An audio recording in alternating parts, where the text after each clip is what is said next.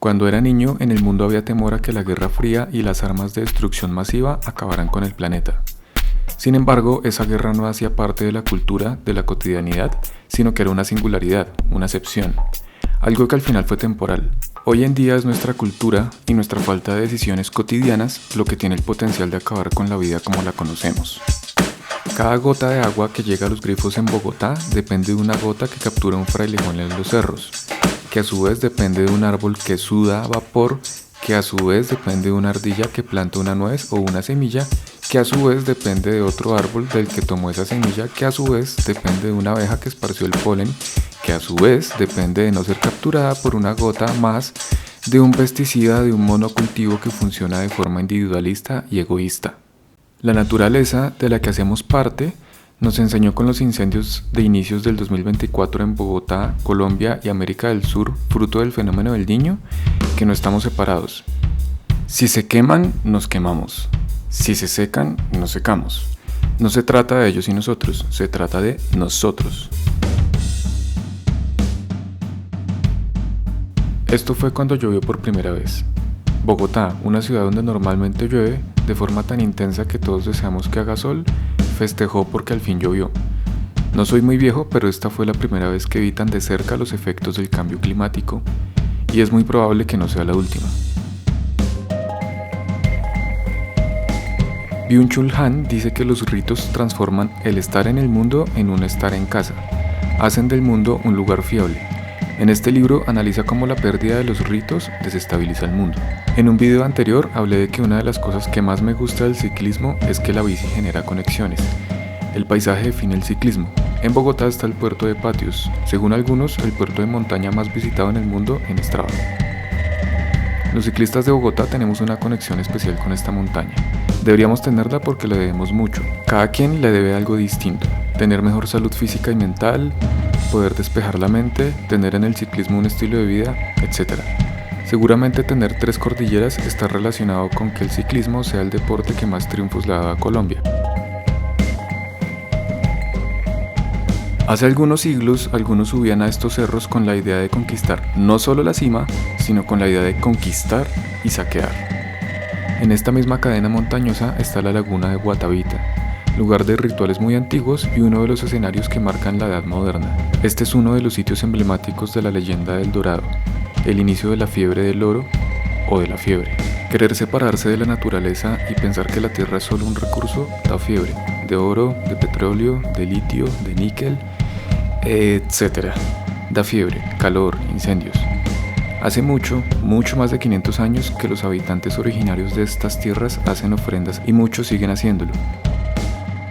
Pero mientras que ellos ofrendan, la mayoría de personas no ofrecemos oro al agua, sino plástico, basura.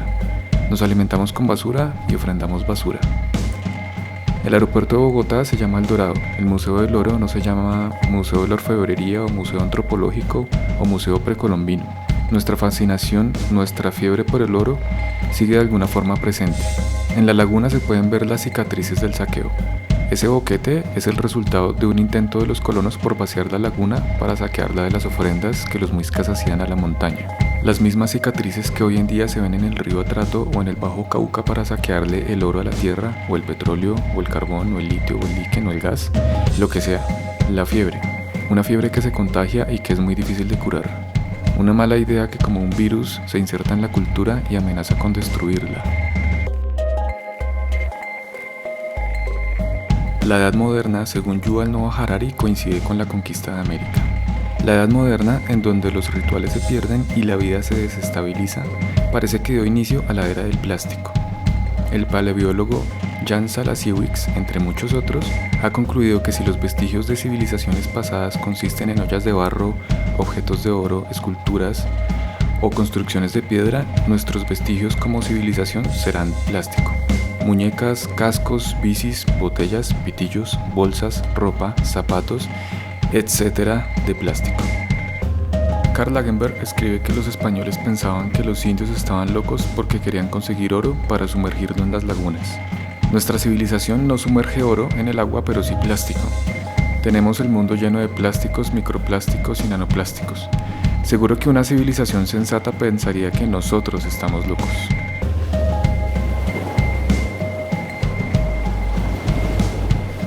Según este estudio de la WWF, en los Alpes, los Andes y hasta el Everest hay partículas de plástico. Más abajo, el estudio dice que las llantas y frenos de los carros son la mayor fuente de emisiones de estas partículas en el aire. Hacer voluntariados, donar plata a causas, todo es necesario y útil. Pero los cambios grandes muy seguido vienen de cosas pequeñas. Las costumbres se vuelven cultura y luego llegamos a las civilizaciones y las eras. Una especie de peregrinaje a la laguna sagrada de Guatavita o un ritual seguramente es algo ocasional, pero todos los días consumimos y tomamos, o no, decisiones.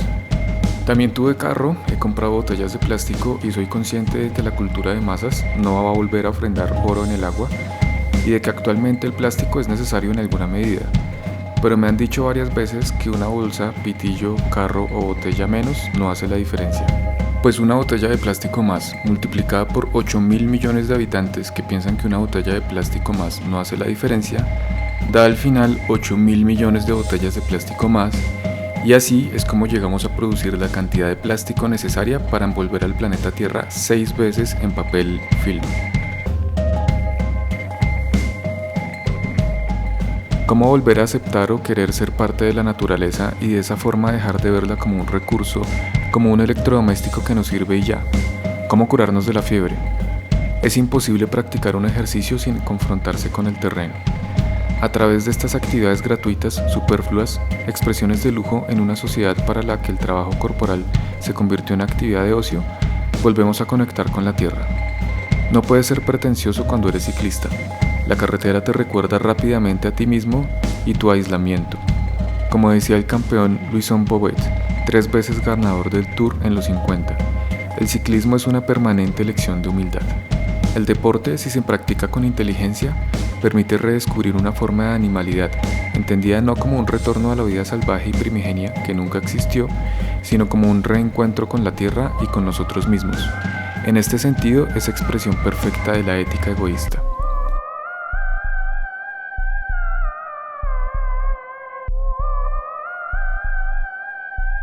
El corredor profesional y filósofo Guillaume Martin resalta que la actividad o la experiencia física permite reconocernos como animales, como parte de la naturaleza. En el mundo occidental se pasó de creernos hechos a imagen y semejanza de Dios a ser descendientes de los simios con las teorías de Darwin. Pero el racionalismo que posibilitó esas teorías ahora nos hace considerar a la naturaleza como recursos naturales que se pueden, o no, preservar según relaciones de costo-beneficio. Propuestas como la economía circular podrían funcionar, pero creo que además es necesario volvernos a pensar como especie. Si replantea sus hábitos, no solamente ayuda a que una tortuga no se ahogue con basura, usted y yo hacemos parte del mismo planeta. Y así como el Everest, también tenemos el cuerpo lleno de partículas de plástico. No solo se enferma el planeta, nosotros también.